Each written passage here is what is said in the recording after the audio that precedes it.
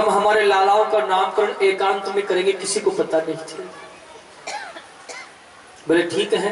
गर्गाचार्य जी महाराज गौशाला में जाकर बैठे और नंद बाबा ने माता रोहिणी और माता यशोदा से कहा, देवी आप दोनों लालाओं का श्रृंगार करा करके लेकर के आओ गौशाला में, आज लाला का नामकरण करवाना है। अब दोनों मैयाओं ने कहा, विचार कियो, आए दिन कोई ना कोई आता ही रहता है, ये महात्मा थोड़े जानते भी हैं कि बस भोजन के हिसाब से घूम रहे हैं कि 2 रोटी मिल जाए, वैसे थोड़ा जानते हैं कि नहीं है। इन महात्मा की हम परीक्षा करेंगे। अब दोनों माताओं ने कहा, क्यों? यशोदा मैया को लाला तो रोहिणी मैया ने ले लियो और रोहिणी मैया को बेटा यशोदा मैया अपनी गोद में ले लिए। और जैसे गर्गाचार्य जी महाराज के सामने जाकर के बैठ गई दोनों माताएं, बोले महाराज अब नामकरण करो। अगर जानते होंगे तो बताएंगे कि बेटा बदली हो गई। जैसे ही गर्गाचार्य जी महाराज ने मंगलाचरण किया है, प्रभु का ध्यान किया और सबसे पहले माता यशोदा मैया की जो गोद में बेटा है ना, उसको देख करके बोले हैं, मैया। गर्गाचार्य जी महाराज कहते हैं कि अयम ही रोहिणी पुत्रो रमयन सुयदो गुणे आख्यास्ते राम इति बलाधिख्यात बलम विदु।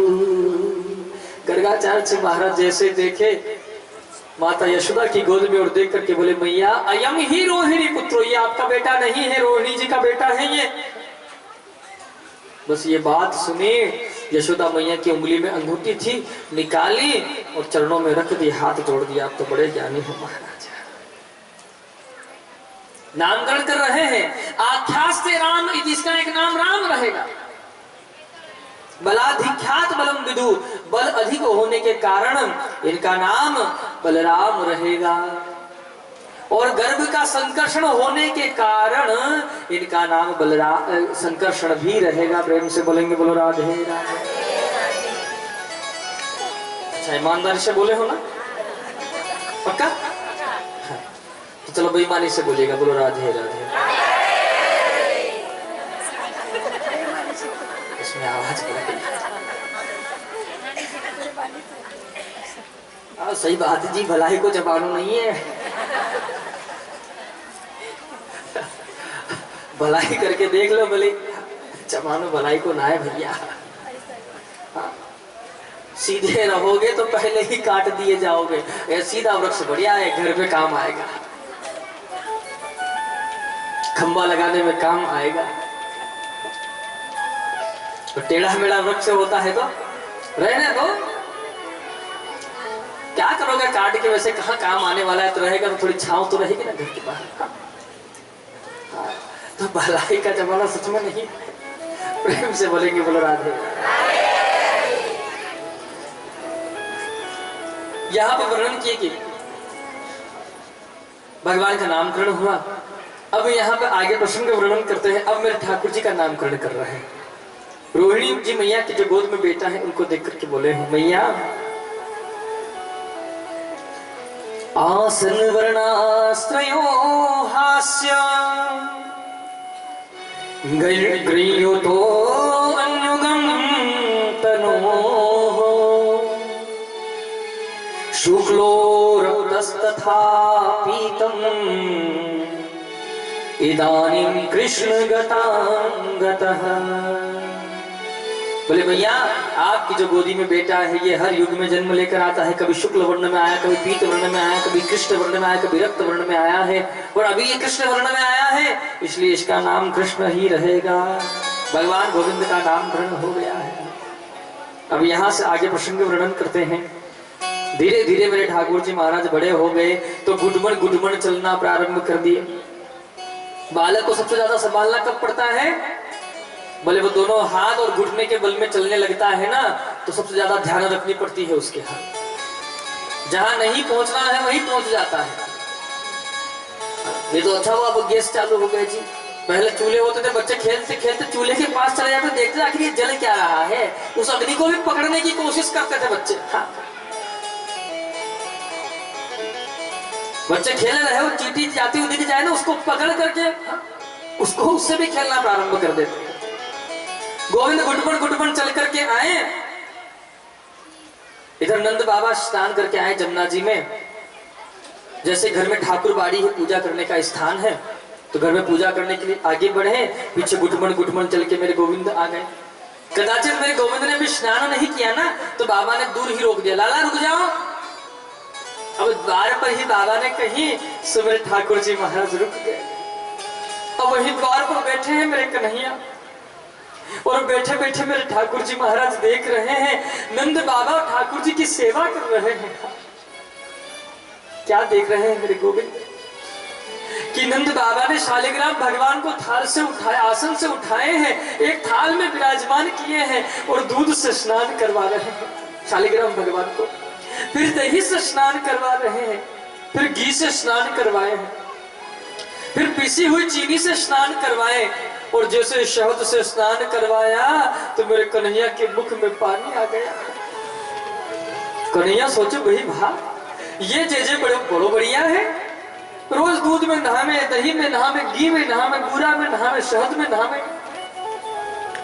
अरे नहाए नहाए के मीठो है गए होगा भैया जी।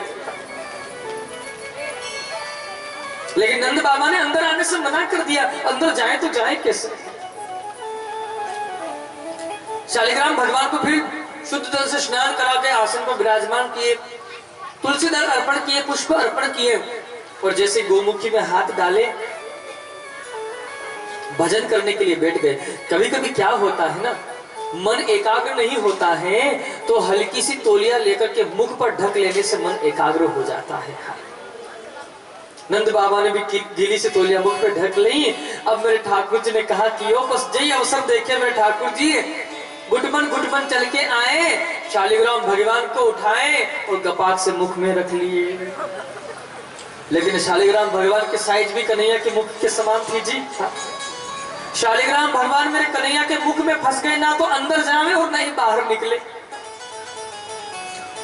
कन्हैया नंद बाबा के पीछे बैठ गए पालती मार करके, और जैसे भजन पूर्ण हुए जयकार लगाया नंद बाबा ने, बोल बाल कृष्ण लाल की जय हो। नेत्र खोल के सामने देखे तो आसन बिल्कुल खाली। नंद बाबा ने कही अभी तो मेरे ठाकुर जी बिठाया था, मैं शालिग्राम प्रभु कहाँ चले गए, कहीं पंचामृत में तो नहीं रह गए। उस पंचामृत में हाथ घुमा के देखे तो नहीं मिले, पुष्प हटाकर देखे, तुलसी दल हटाकर देखे, लेकिन शालिग्राम में होवे तो मिले। कहाँ गए मेरे प्रभु।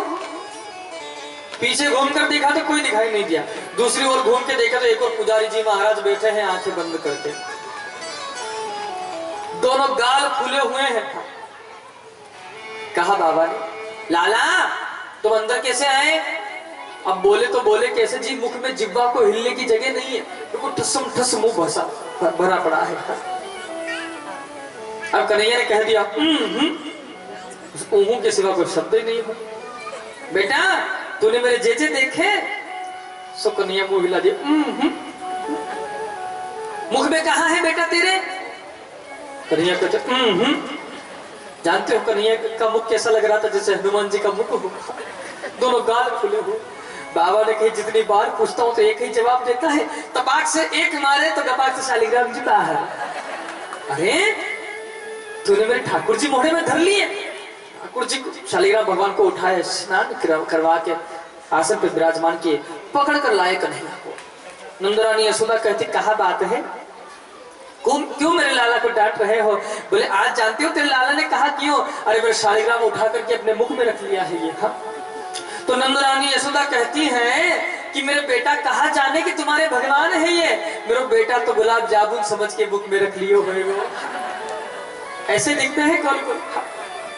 माता यशोदा ने मेरे ठाकुर जी का श्रृंगार करवाया है, और मेरी माता यशोदा ताली बजा रही है, भजन गा रही है, और मेरे ठाकुर जी ठुमक ठुमक करके नृत्य कर रहे हैं। हाँ आइए बड़े भाव के साथ एक पद का गान करेंगे, सभी गाएंगे बड़े भाव से।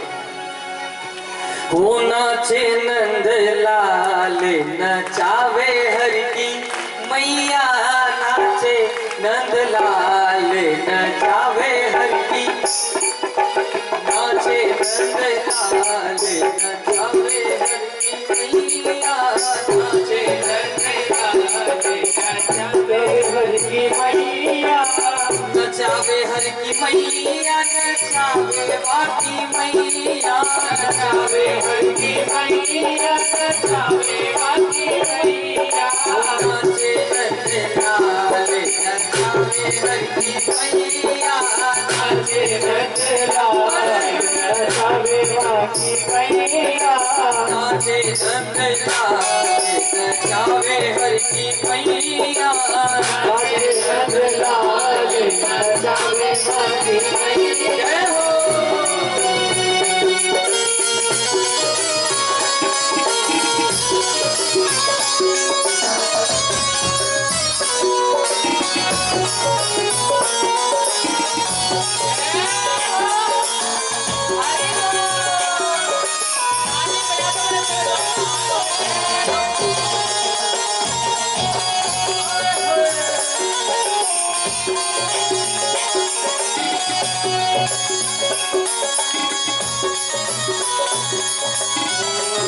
दूध न पीवे ये तो दही न खावे दूध न पीवे तो दही न खावे दूध न पीवे ये तो दही न खावे दूध न पीवे तो दही न खावे माखन मिसरी को बन्यो रे खवैया माखन मिसरी को बन्यो रे खवैया नाचे नंदलाल नचावे हर की मैया नाचे नंदलाल नचावे हर की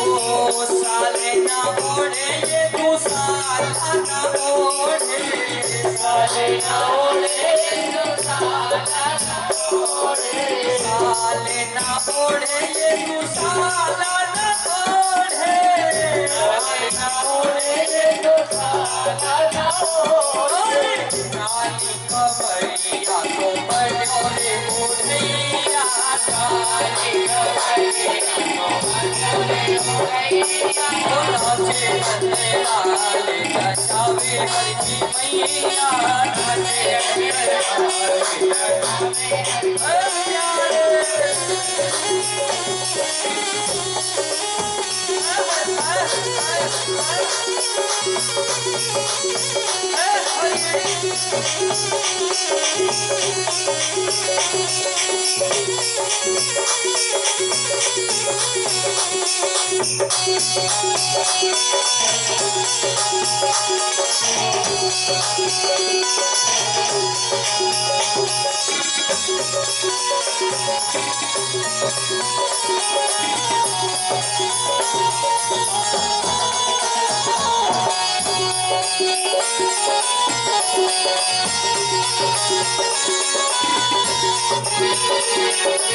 झुनक पगलू पूरी बाजे झुनक झुनक पगलो परवाजे झुनक झुनक पगलू पूरी बाजे झुनक पगलो परवाजे झुनक झुनक पगलू पूरी बाजे झुनक पगलो परवाजे और ठुमक ठुमक पग धरो रे करिया ठुमक ठुमक पग धरो रे करैया नाचे नंदलाल नचावे हर की मैया नाचे नंदलाल नचावे हर की मैया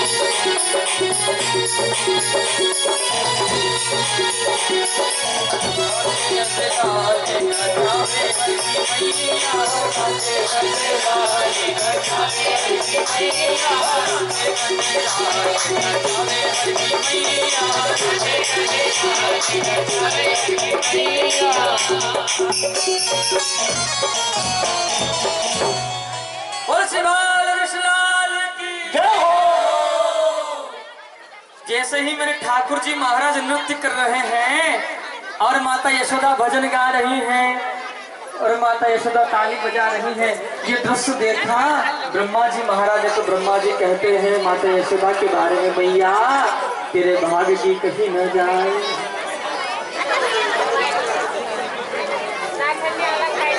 जो भगवान एक टेढ़ी दृष्टि डाल दे तो यमराज महाराज भी कांपने लगता है। वो भगवान आज तेरे सामने नृत्य कर रहा है, तू गा रही है।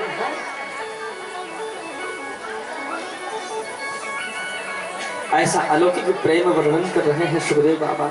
अब धीरे धीरे मेरे ठाकुर जी और बड़े हुए तो वर्णन करते हैं कि सब गोपियां अपने हाथों से रोज जो गोपियां सभी भगवान ठाकुर जी के दर्शन करने के लिए नंद भवन आती थी। हाँ, लेकिन अब रोज रोज कैसे आवे, कोई ना कोई प्रयोजन होना चाहिए।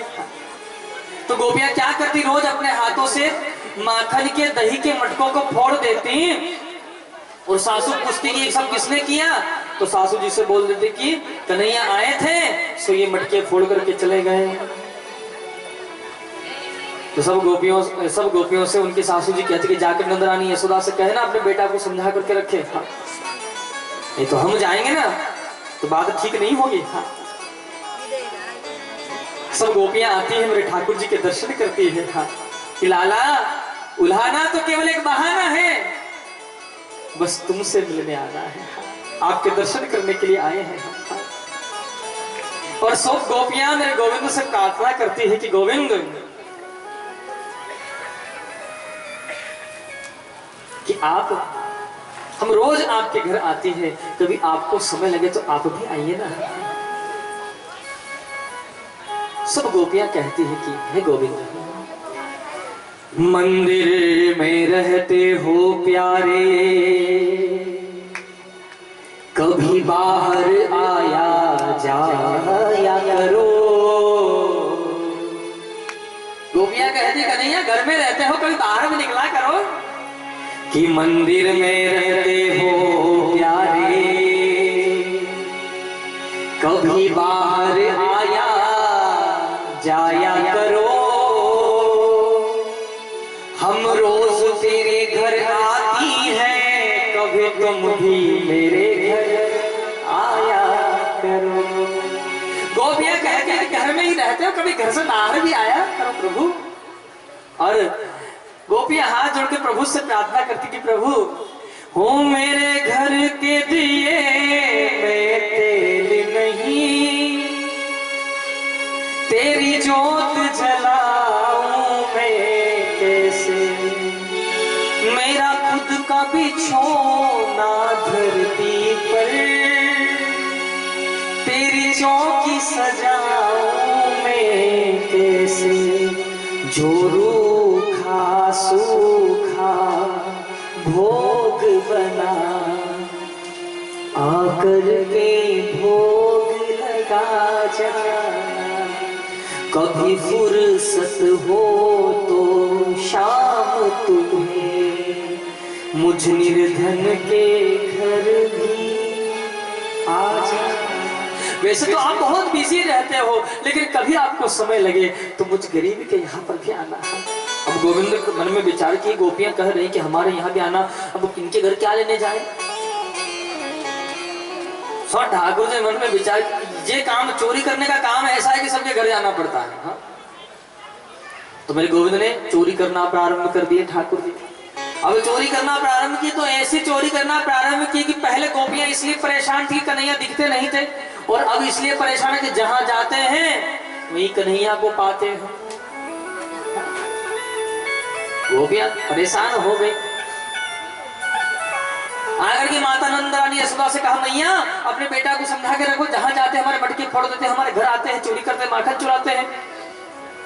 मैया ने कहा, अच्छा 2 लाख गैयन को रोज ताजा माखन हुए मेरे यहाँ, और 9 लाख गैया हैं हमारे घर पर। इतना माखन हमारे घर में खुद है, मेरा बेटा तेरे घर माखन चुरावे आवे को कन्हैया से मुझे क्यों रे लाला, जो गोपियां ठीक बोल रही है, तो उनके घर माखन चुराने जाता है। सुबह गोविंद कहते हैं, मैया इनको तो पतियारी करे। कन्हैया कहते कि मैया इनके जो पति है ना, वो तो हमको अपना मित्र मानते हैं। हाँ, वो तो हमको घर बुलाते हैं कि हमारे घर भी आना कन्हैया। हाँ, और ये देखो ये क्या बोल रही है, हाँ, कि इनको तो पतियारो करे और मैं तस्कर ये साह। इनका पति तो मुझे मित्र मानता है, और ये मुझे तस्कर बता रही, मुझे चोर बता रही है, और ये अपने आप में तो बड़ी साह है। हाँ? ये तो बड़ी भली बन रही है। हाँ? कि इनको तो पतियारो करे और मैं तस्कर ये साह, और चोर नाम मेरो धर्यो, ये मेरो होन न देगी ब्याह। चोर चोर कह के मुझे बदनाम कर देंगे तो आगे मेरा रिश्ता नहीं होने देंगी गोपियां ये। हाँ, कहीं ऐसा ना हो कि मैं कुमारा ही रह जाऊं मैया। अरे कोई रिश्तेदार, रिश्ते वाले आएंगे, पड़ोस को पूछने इनका बेटा कैसा है, बोले चोर है था, चोर चोर कह करके मुझे बदनाम कर देंगे। इनकी बातों में तो आ रही है मैया। मैया ने कही गोपियों से, देखो मेरे बेटा को रंगे हाथ पकड़ करके लाओ, रंगे हाथ पकड़ के लाओगे तो ही हमने बेटा को हम दंड देंगे। जैसे ही ये बात कही गोपियों ने कही, पर इतनी सी बात है, चल को पकड़ लाएंगे, रोज आता है ये तो, रोज कई काम है इसका। अब गोपियों ने कहा कि माखन बिलोई अपने हाथों से, मटकी के ऊपर मटकी, मटकी के ऊपर मटकी, मटकी के ऊपर मटकी लेकर खूब ऊंची बांध दी। अब कन्हैया तो मेरे छोटे छोटे, दरवाजा खुला है, गोपियां चुप करके बैठ गई। उन मटकियों के आसपास घंटियां लटकाएंगी, घंटी मटकी को हाथ लगाएगा, घंटी बजेंगी और पकड़ लेंगे। अब कन्हैया अपने सखन के साथ पहुंच गए। क्या सोचे कन्हैया, नहीं जाएंगे तो गोपियां नाराज हो जाएंगे।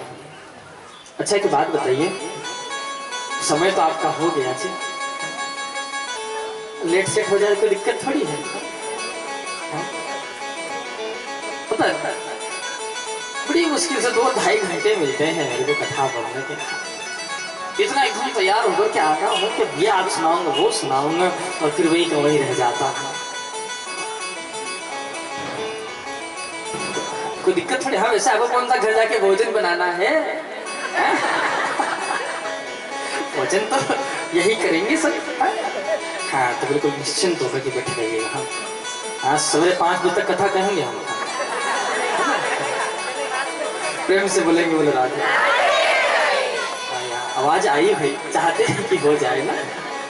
मैं तो सोचा कि पीछे वालों की आवाज ही नहीं आएगी। कह रहे महाराज क्या करोगे। अब यहाँ पर वर्णन किया कि जैसे कन्हैया आए, मनसूखा को लिए साथ पहुंच गए ग्वाल बाल। जाकर के देखे तो कन्हैया ग्वाल बाल छोटे छोटे मटकियां बहुत ऊंची।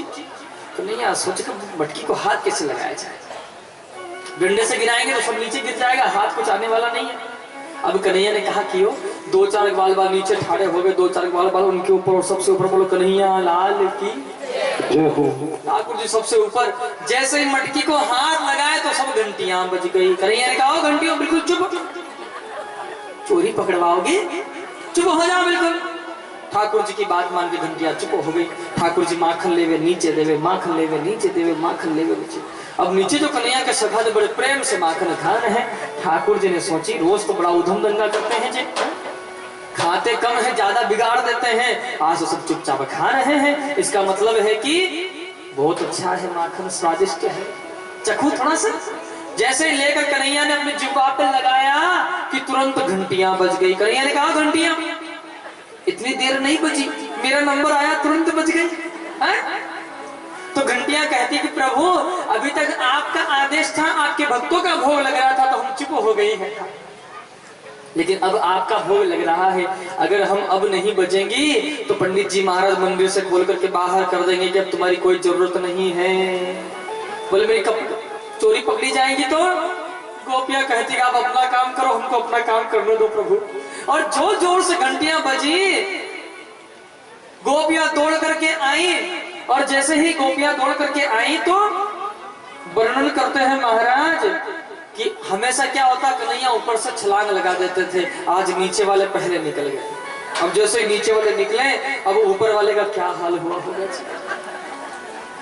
जैसे कन्हैया गिरे उठे, अपने आप को संभाल के भागे भागे, इतने तो गोपी ने हाथ पकड़ लिया। बोले कहाँ क्या करते तुम, कैसे आए हो यहाँ? कन्हैया ने कहा गोपी जी तेरा घर है। अरे मैं तो समझो कि जे मेरा घर है तो ही चले आए हो। गोपी ने कहा अच्छा झूठ बोल रहा है, चल मैया के पास।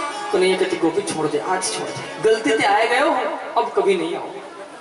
मेरे मैया की सौगंध, मेरे बाबा की सौगंध, मेरी गैया की सौगंध, मेरे भैया की सौगंध, सबरी सौगंध खाए गए ठाकुर जी। अच्छा ये सौगंध तो खाने के लिए बनी ना, सबरी सौगंध खाए गए ठाकुर जी, केवल राधा रानी की नहीं खाए, सबरी खाए। मेरी मैया मारेगी, आज छोड़ दे, आज के बाद नहीं आऊंगे। गोपी कहती मार तो नहीं पड़ेगी चलो, लेकिन लेके जरूर जाऊंगी। कन्हैया ने कहते गोपी छोड़ दे हाथ, नहीं तो ऐसा हाल करूंगा जिंदगी पर याद करेगी तुम। बोले डराता है, चल मैया के पास। जैसे लेकर के पहुंची, मैया से जाकर कहा मैया अब जैसे ठाकुर जी को लेकर चले। कन्हैया ने कहा गोपी जब बहुत देर तक ये हाथ पकड़ रखे हो ना, जे हाथ बड़ा दर्द कर रहे, एक काम कर, जे हाथ छोड़ दे दूसरों पकड़ ले।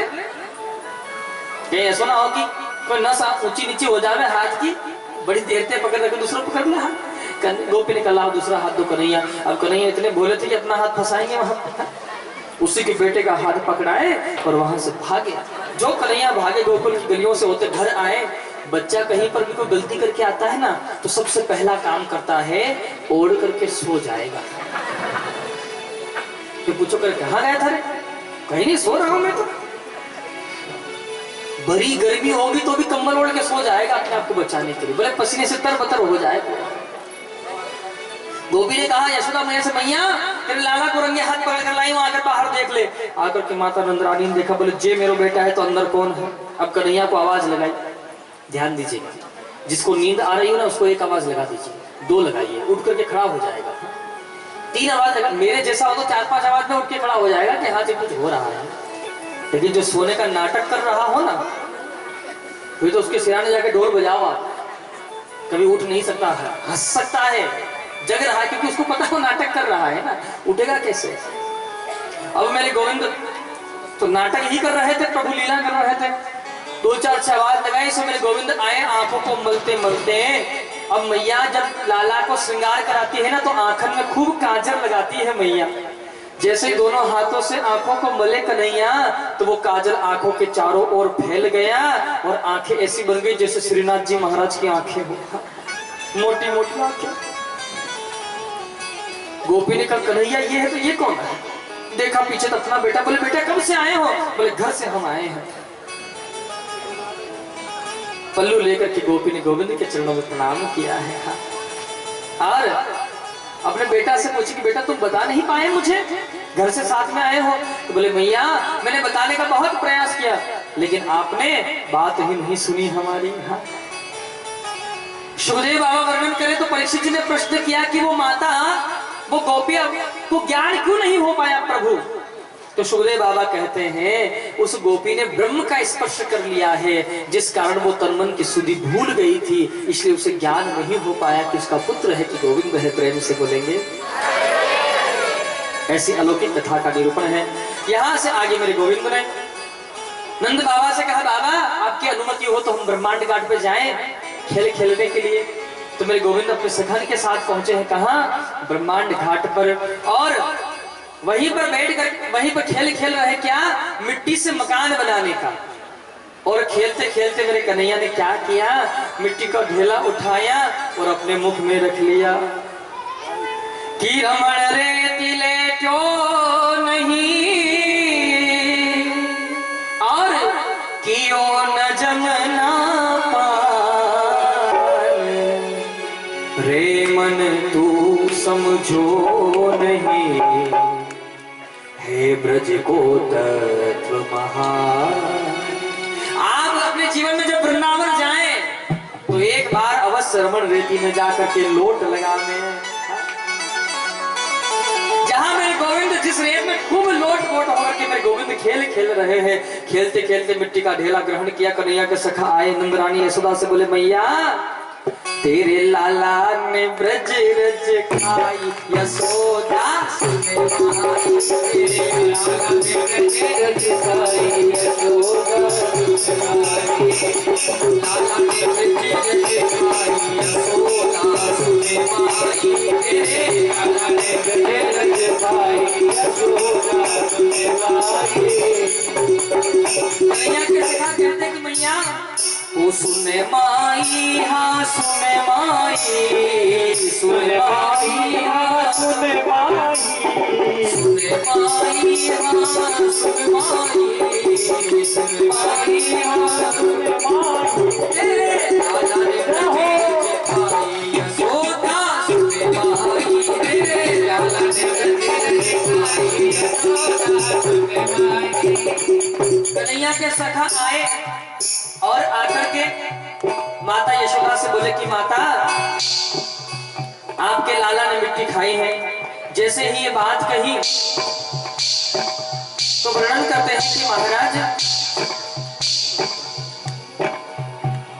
मैया ने कही क्यों लाला तूने मिट्टी खाई?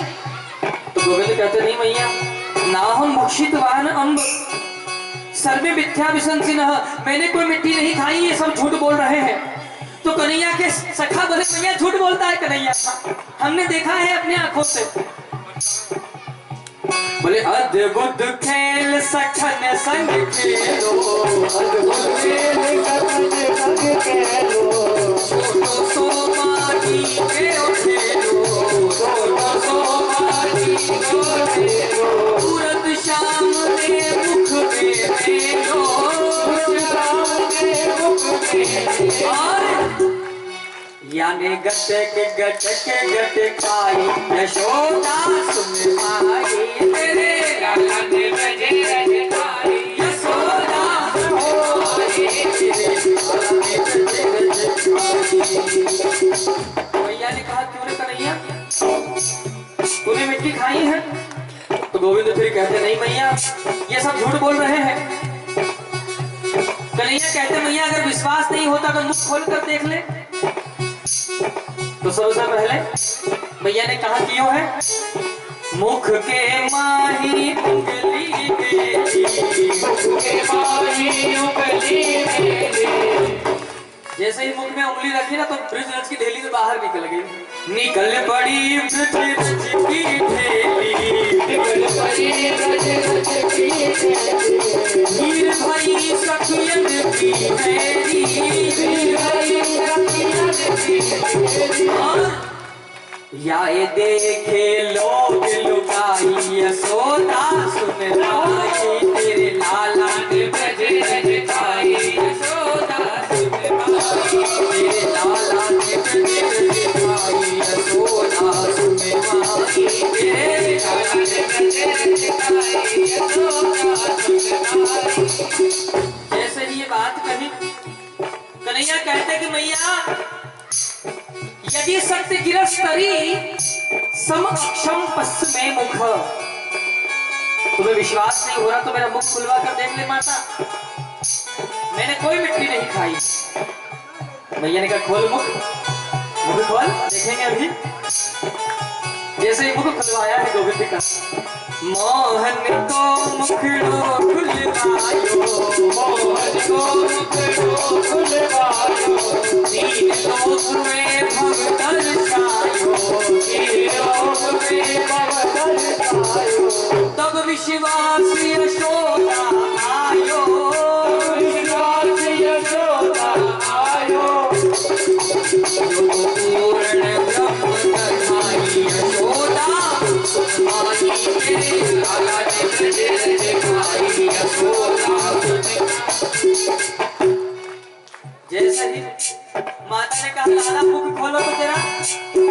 जैसे मुख खुलवाया है और जैसे मुख खुलवाया है मेरे गोविंद के, गोविंद कहते हैं मैया बराबर आंख से देखना। जैसे बराबर आंख से माता देख रही है तो गोविंद के मुख में पूरे ब्रह्मांड के दर्शन हुए हैं और उस ब्रह्मांड में भी पृथ्वी है और उस पृथ्वी पर भारतवर्ष और इसमें भी ब्रजभूमि, ब्रजभूमि में नंद भवन और नंद भवन में माता यशोदा और माता यशोदा गोविंद के मुख में देख रही है, सारा दृश्य देखा है। माता यशोदा कहते हैं कि ये तो भगवान है, मेरा बेटा नहीं है। पल्लू लेकर के चरणों में प्रणाम किए है माता यशोदा। अब कन्हैया मन में विचार कर रहे हैं कि मैया ने अगर हमको भगवान मान लिया तो हमारी सेवा जैसे हो रही है ऐसे नहीं होगी। जानते हो हम भगवान की सेवा कैसे करते हैं, बताओ आपको। हाँ, ध्यान से सुनिएगा। जीवन में बड़ी परेशानियां आने लगी, पंडित जी के पास गए। पंडित जी ने कुंडली देखी, देख के कहा कि देखो भैया सब तो ठीक है, राहु खराब है तुम्हारा, केतु खराब है, शनि ज्यादा खराब हो गया है। डर गया व्यक्ति, क्या करूं गुरु जी? बोले शनि खराब है तो एक काम करो, तुम भगवान हनुमान जी महाराज को लड्डू का भोग लगाओ। बोले कब लगाना है? बोले तो शनिवार को लगाओ या मंगलवार को लगाओ। हाँ। और जैसे ही लड्डू लेकर के शनिवार आया, मंगलवार आया, लेकर के पहुंच गया लड्डू। शनि को कम करना है। हाँ। ध्यान दीजिएगा, शनि जैसा कृपालु ग्रह जगत में कोई हो नहीं सकता है। हाँ। हाँ। शनि कब दंड देता है कि आप अधर्म करना प्रारंभ कर देते हो। हाँ। शनि न्याय का देव है। हाँ। अगर आप न्याय करोगे तो आपको नीचे से उठाकर वहां पहुंचा देगा। हाँ। और अगर अधर्म का संग कर रहे हो तो आपको दंडित करेगा वो। जैसे ही हनुमान जी के पास पहुंचे, जाकर लड्डू का, पंडित जी ने कहा लड्डू का भोग लगेगा ना तो शनि ठीक हो जाएगा। हाँ। अब ध्यान दीजिएगा, लड्डू जैसे बालाजी के सामने रखे और हाथ जोड़ के बालाजी से बोले प्रभु लड्डू ग्रहण करो ना। 2 लड्डू लेकर आए थे, 2 के 2 लड्डू रखे हैं। 5 मिनट हो गए, 10 मिनट हो गए, बालाजी ने लड्डू ग्रहण, हनुमान जी ने लड्डू ग्रहण नहीं किया। पंडित जी ने कहा था कि बालाजी लड्डू खाएंगे तो ही तेरा शनि उतरेगा, नहीं तो उतरने वाला नहीं है प्यार, चक्कर में पड़ेगा। अब क्या करो? इसने देखा कोई देख तो नहीं रहा ना, लड्डू उठाया, बालाजी के मुख के वहां रखा। हनुमान जी आप लड्डू खाइए ना प्रभु। इसने देखा ऐसा नहीं खाओगे ना, उस लड्डू में से थोड़ा सा उठाया और हनुमान जी महाराज के मुख के वहां रख करके ऐसा अंगूठे से जोर लगा था, खाते हो कि नहीं खाओगे? खाओ। वो लड्डू के दाने हनुमान जी के मुख में चिपकाया। अब विश्वास हो गया कि इन्होंने ग्रहण कर लिया और मेरा शनि, मेरे ग्रह ठीक हो गए। अब ये घर आ गया। अब क्या हुआ, मीठा था लड्डू, चींटियां आई और बालाजी के मुख में आके बैठ गई, हनुमान जी के मुख में। मक्खियां बिनबिनाती आई, उनके मुख में आके बैठ गई। हाँ। बताओ हमने अच्छा किया कि बुरा? अपना बेटा होता तो क्या उसको ऐसा खिलाते? ज्यादा तीखा ना लगे इसको, इसलिए उसको थोड़ा थोड़ा बाइट, थोड़ा थोड़ा टुकड़े लेकर के उसके मुख में देंगे। हाँ। धीरे धीरे करके। हाँ। उसको हाथों से इतना मल लेंगे कि उसके दांत नहीं है ना तो उसको दिक्कत ना आए। हाँ। ये हमारा बेटा है, उसे प्यार से आप भोजन करा रहे हो। और वो तो किसका है? बोले माता अंजनी का पुत्र है, कोई बात नहीं चलेगा। इस प्रकार अगर हम कर रहे हैं तो ध्यान दीजिएगा कि आप भगवान की सेवा नहीं कर रहे हो, आप भगवान को, यह पुण्य नहीं मिलेगा। अब आपको भगवान की सेवा भाव से करो। गोविंद ने माया का पर्दा डाला, मैया सब भूल गई। बोले ब्रह्म है तो मैया भूल गई, लाला को हृदय से लगा लिया।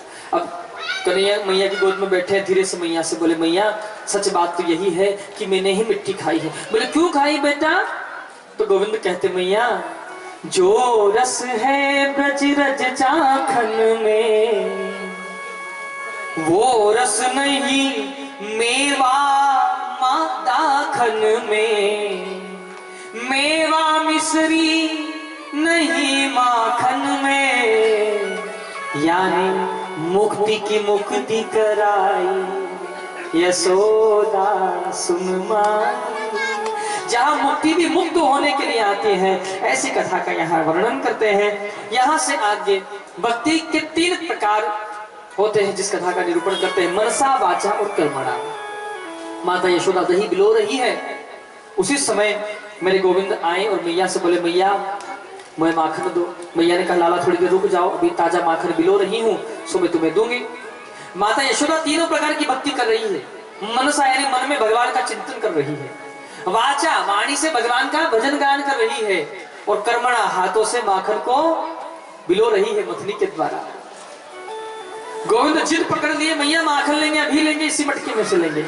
इतना में गोपी ने आकर के कहा, मैया चूल्हे पर दूध रखा था, उफान पर आ गया है, जाके उसे संभालो। सो माता यशोदा दौड़ कर गई। कन्हैया ने देखा मैया को तो दूध प्यारा है, हम प्यारे नहीं है।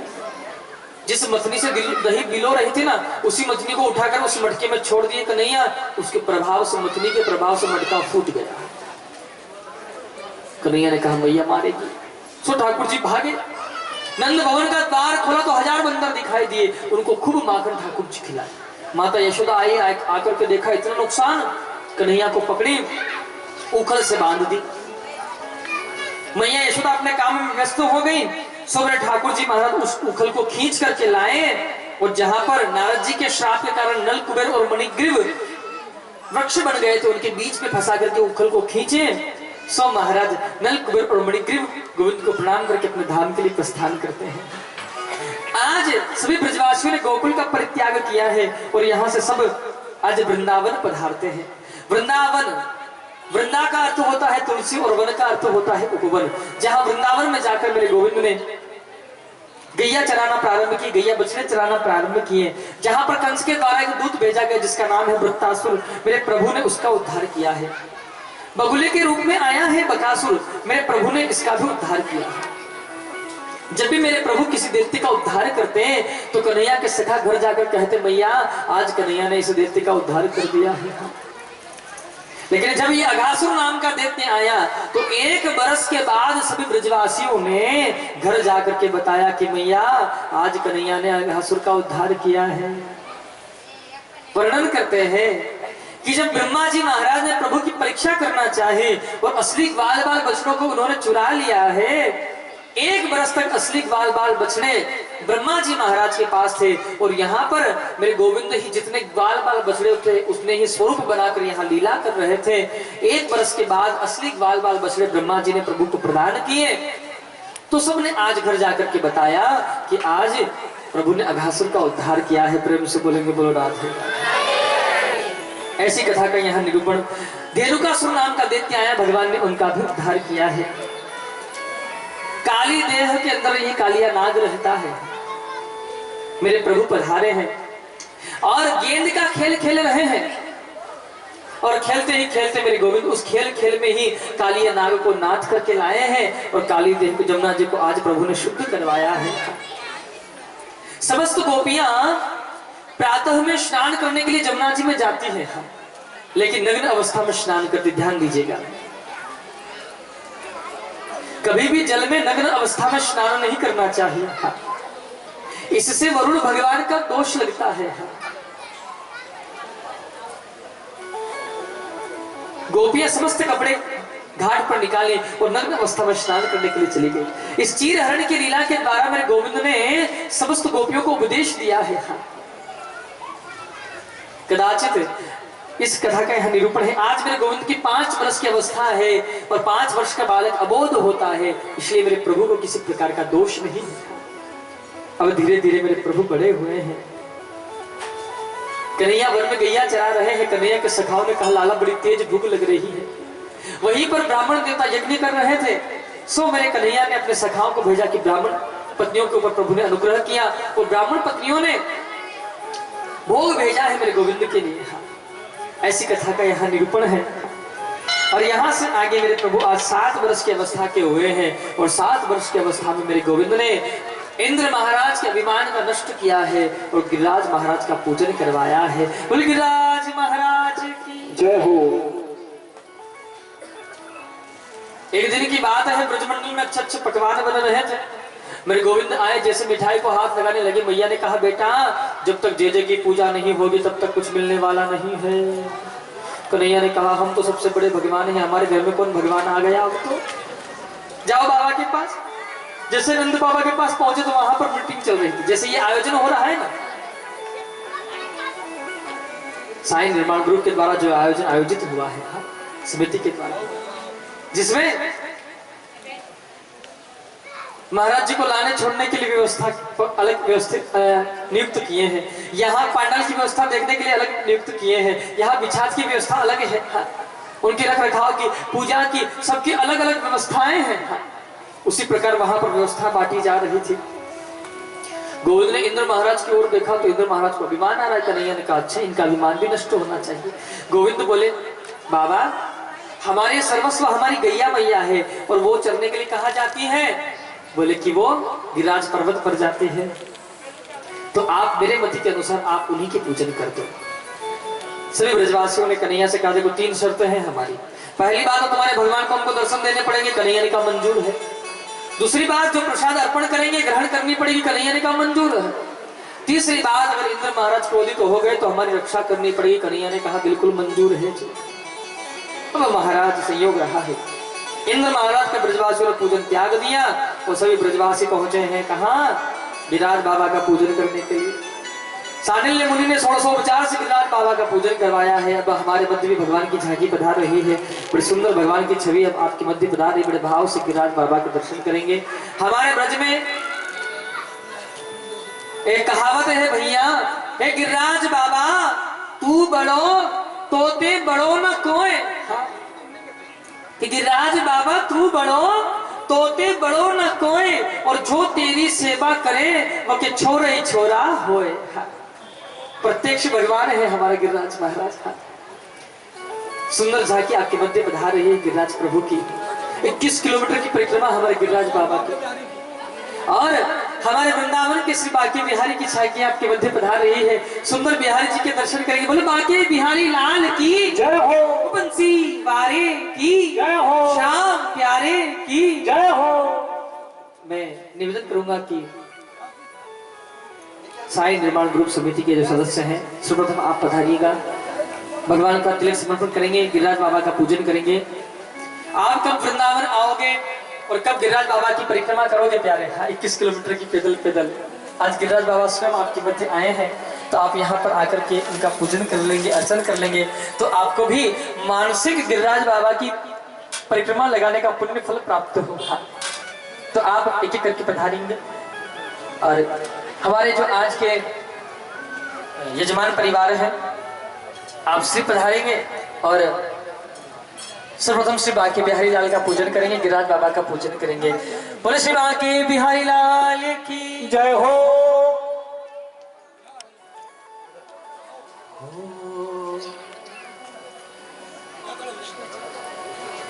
सर्वप्रथम हमारे समिति के सदस्य हैं आप पधारेंगे।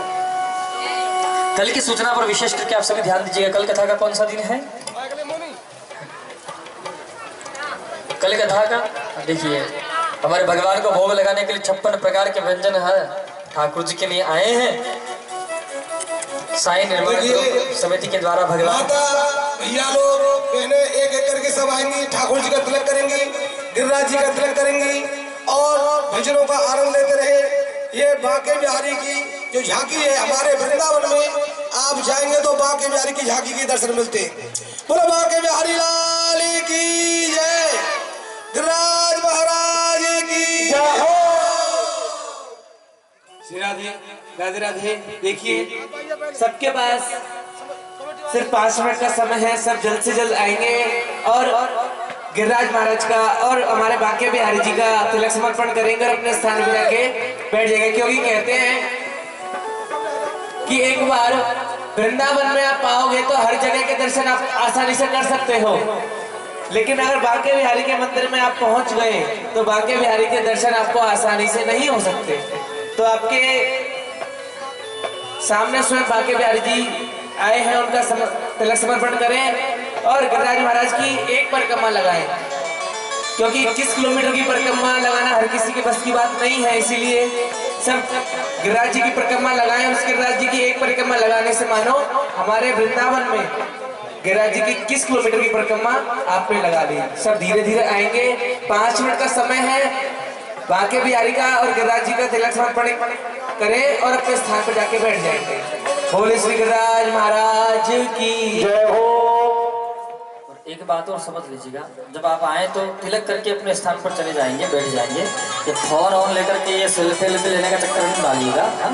अरे वो लेकर क्या करोगे? जो कैमरा लगवा रखा है आपके लिए। हाँ ये भैया देखो लेकर खड़े हैं।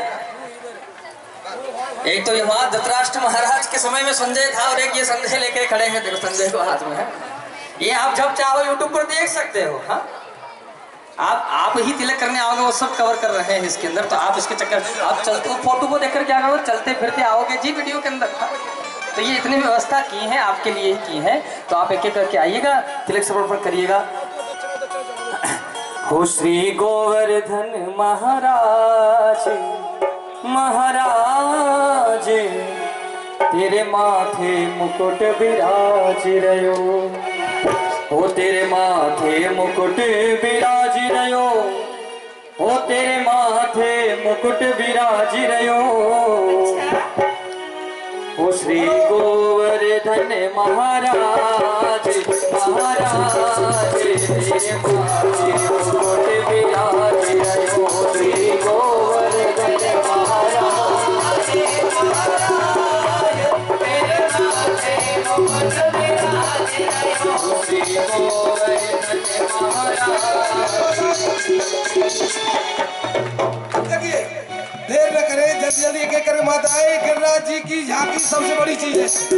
वहाँ के वृंदावन जाओगे तो गिरिराज जी वहाँ जाना ही पड़ेगा। आप गिरिराज जी तुम्हारे बीच में आ गए हैं, तो सब आए, आकर के तिलक करें, जो भी नौचावर नौचावर चलाए और अपना दर्शन करके करते रहे।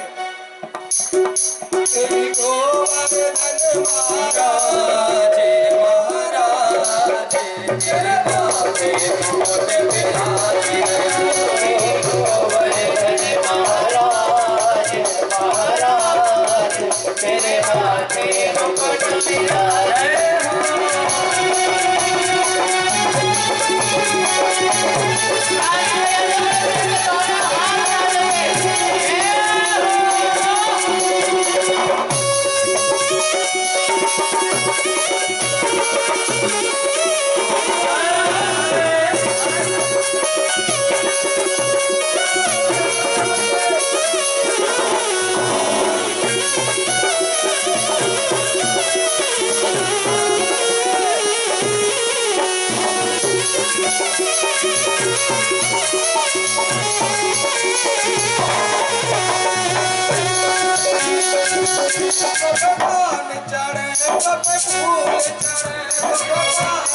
तेरे मुँह पे फूल चढ़े, मुँह पे बाल चढ़े, मुँह पे फूल चढ़े, मुँह पे बाल चढ़े, मुँह पे फूल चढ़े, मुँह पे चढ़े फूल की खारे, ओ सारे तेरे माथे मुकुट विराज रयो, गोवर्धन महाराज महाराज तेरे माथे मुकुट विराज रयो।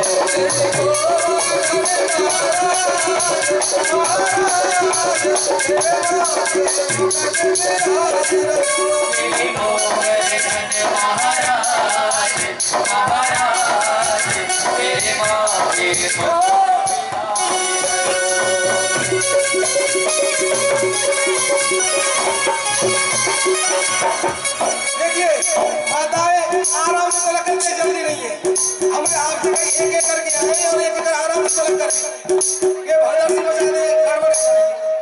एक एक करके आराम से तिलक करें, आराम से स्थल बैठती रहे और भजनों का आनंद लेते रहे। श्री गोवर्धन महाराज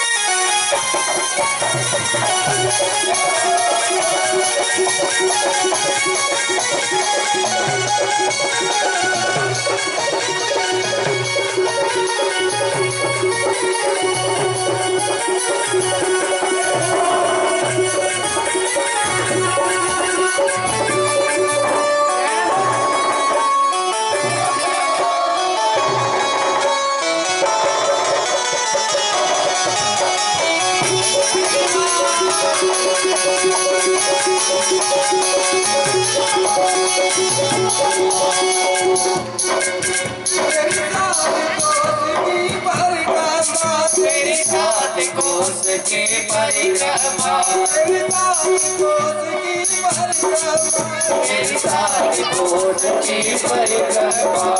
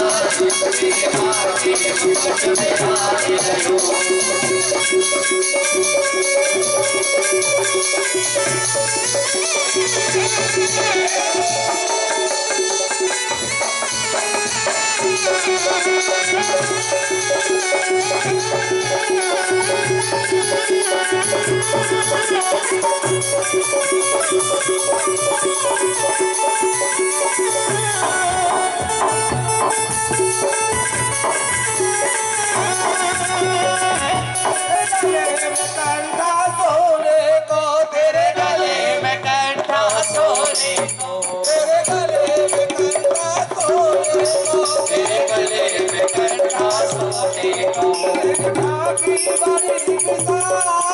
महाराज मेरे माथे मुकुट विराजे रहो महाराज महाराज मेरे माथे मुकुट विराजे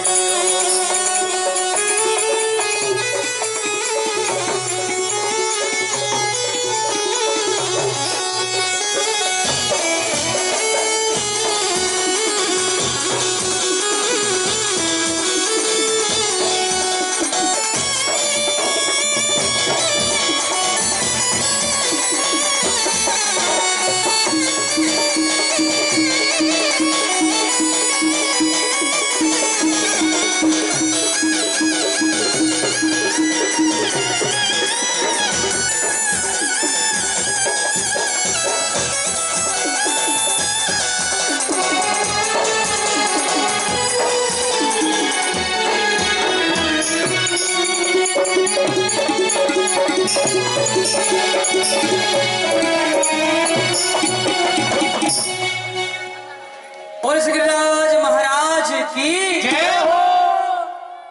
अब एक एक करके तिलक श्रवण करते रहेंगे। देखिए कुछ ही क्षणों के पश्चात भगवान की आरती होगी। बैठे बैठे अपने स्थान पर ही भगवान गिरिराज महाराज की परिक्रमा करेंगे आप सभी।